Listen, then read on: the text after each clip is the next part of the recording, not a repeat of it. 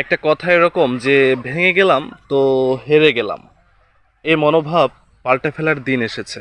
আর কতদিন পুষে রাখতে হবে এই মনোভাব? আসসালামু আলাইকুম, সকলকে স্বাগত জানাচ্ছি আজকের ভিডিওতে। আশা করছি সকলে ভালো আছেন। এই মুহূর্তে আমি অবস্থান করছি আমার রিভার ব্যাংক প্রজেক্টে, যেখানে আমি কলা চাষ করেছিলাম। তো এখানকার একটা গাছ এরকম যে বেশ কিছুদিন আগে ঝড়ে ঠিক মাঝ বরাবর অংশ থেকে ভেঙে গিয়েছিল।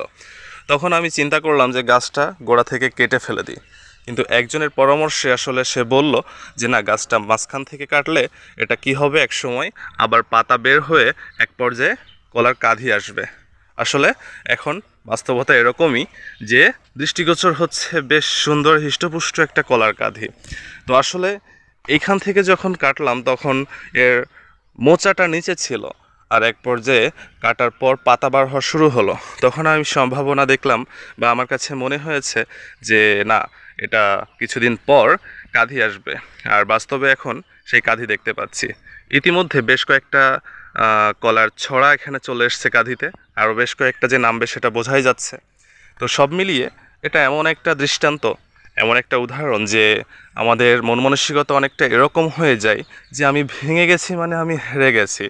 তো এই যে একটা বৃক্ষ, একটা গাছ, এখান থেকে আমরা এরকম শিক্ষাটাই নিতে পারি যে না, ভেঙে যাওয়ার পরেও অন্তত শেষ পর্যন্ত চেষ্টা করে যেতে হবে। আর শেষ পর্যন্ত চেষ্টা করলে এক সময় না এক সময় সফলতা আসবে ইনশাল্লাহ। এই কলা গাছের এই অবস্থা দেখে আসলে অনেকেই মন্তব্য করেন, বাহ, এই কলা গাছটাতে যে কাঁধি এসছে এটা দেখেও ভালো লাগে কাজ করে। এরকম একটা গাছে মাঝখান থেকে ভেঙে যাওয়ার পর পুনরায় আবার পাতা ছেড়ে তাতে কাঁধি আসে, এই ব্যাপারটা আসলে সবাইকে মুগ্ধ করেছে। আর যেহেতু গাছটা একটু নমনীয় অবস্থায় আছে, ভেঙে যাওয়ার ভয় আছে বিদায় আসলে এটাতে সাপোর্ট দেওয়া হয়েছে, খুঁটি দেওয়া হয়েছে। তো আমরা যখন ভেঙে পড়ি, অনেকে আমাদের জীবনে সাপোর্ট হয়ে আসেন।